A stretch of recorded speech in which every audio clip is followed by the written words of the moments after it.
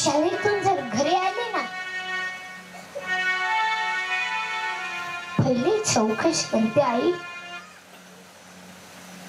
आज बाबा जेवले का ग? नाहीये बेटी, ते सकाळपासून चहा घेतले नाहीये, ते कॉफी घेतले नाहीये, आणि ते नाश्ता केले नाहीये, आणि ते तिथेच बसून आहे.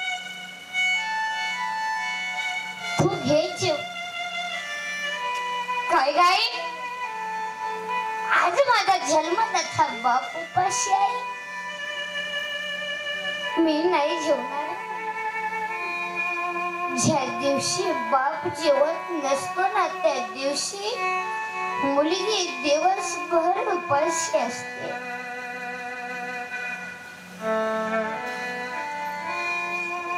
संध्याकाळच्या वेळेस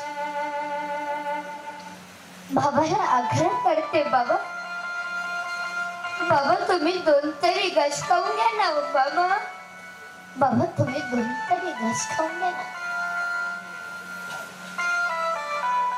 बाप मात्र जेवत नसतो आणि मुलगी मुळू मुळू लढत असते. संध्याकाळची 11 वाजून देते आणि अख्ख्या घराला झोपू देते आणि आपल्या बापाच्या खोलीत जाते. बापाच्या तोंडावरचं पांघरण काढते. बाप डोळे म्हणून पाहतो तर काय मुलगी आहे. खालीस बेटी, खालीस. बाबा तुमची तब्येत ठीक नाही ना बाबा? बाबा हातपाय चेपून देऊ का बाबा? बाबा बाबा डोकं दाबून देऊ का बाबा? बाबा खायला गरम देऊ का बाबा? बाबा डॉक्टर कोण आणू का बाबा? अख्ख्या घराची काळजी करते ती मुलगी फक्त बाबा. बाप लढत उठून बसला आणि मुलीला कवटाळला आणि मुलीने विचारलं की का लढता बाबा?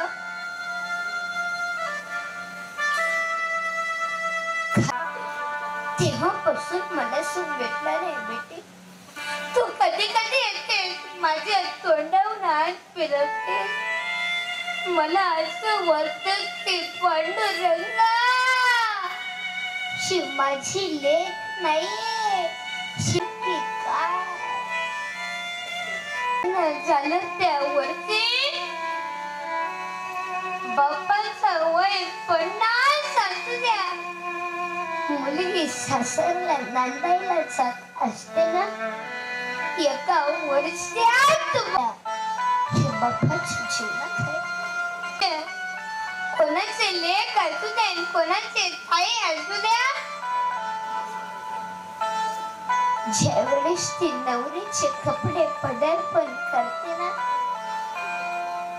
त्यावेळेस तिचा मोठा भाऊ तिच्या पाया पडण्यासाठी खाली वागतो आणि सांगते, दादा तू जर काम केलास ना दादा, अख्खा परिवार जगेल. आणि तू जर तुझ्या बायकोच ऐकून वेगळं झाला ना रे दादा, अख्खा परिवार वाऱ्यावर पडेल. तू माझ्या बाबाकडे लक्ष दे. शेवटची मुलगी